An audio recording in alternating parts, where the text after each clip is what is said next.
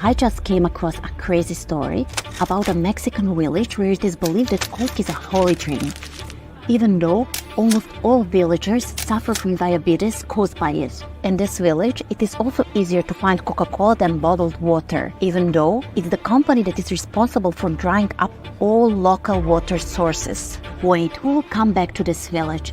It's just one piece of the puzzle. 94% of the world's population is familiar with the name Coca-Cola, but what's behind this? Bubbles and nostalgia, big family dinners and romantic walks in the snow. With Coke, everything goes well, everything is magic. But what about marketing lies and fabricated stories and political agendas? What about climate change, habitat, resources, water stealing and pollution, human rights, animal rights? Does anyone care? Let's dig deeper. Founded in 1886, Coca-Cola owns an astonishing 500 brands and thousands of products available in more than 200 countries. So imagine this. If you were to try one of its products every day, it would take you almost 11 years to try them all. Crazy, right? Also, this single company has a higher annual income than 2/3 of the world's countries. Isn't it a bit ironic that one of Coca-Cola's mascots, the white polar bear amid ice caps, is actually dying out due to carbon emissions which the brand produces in excess?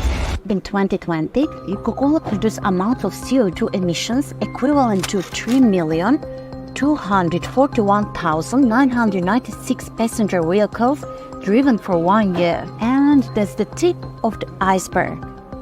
For the 5th year in a row, Coca-Cola has been crowned the world's top plastic polluter. Of all plastic produced since the 1950s, only 9% has actually been recycled globally. And by 2050, there could be more plastic than fish in the sea. Coca-Cola says it wants to do something about this, but does it really? Rather than investing in sourcing renewable or recycled materials for its products, the company is disproportionately allocating funds to promote an eco-friendly image. And while it's busy greenwashing its image, Coca-Cola's 58 bottling plants in India have been exacerbating water scarcity during a nationwide drought. But it doesn't end here. In 2015, the New York Times revealed that Coca-Cola had founded scientists to shift blame from obesity away from sugary drinks.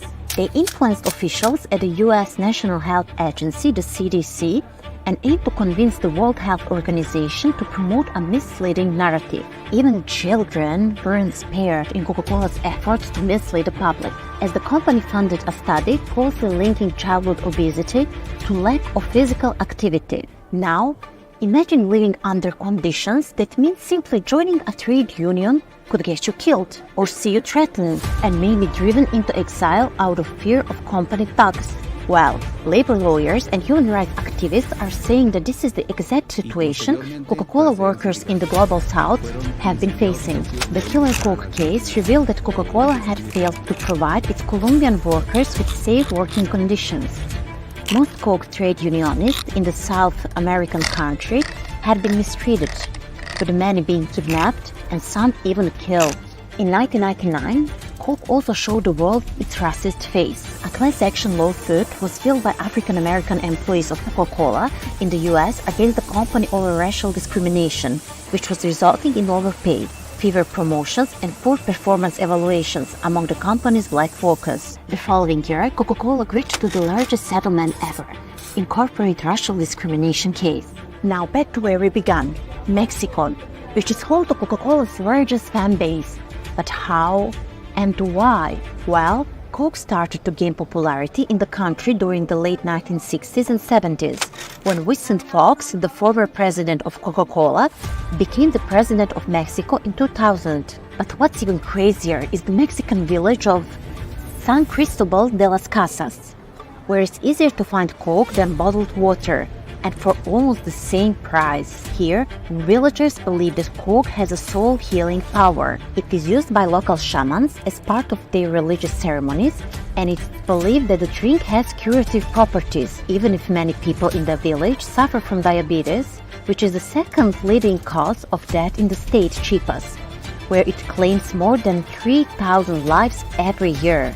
And despite portable water being increasingly scarce, to the point that some neighborhoods only have running water for a few times per week, and many households are forced to buy extra water from tanker trucks. And guess who the culprit is?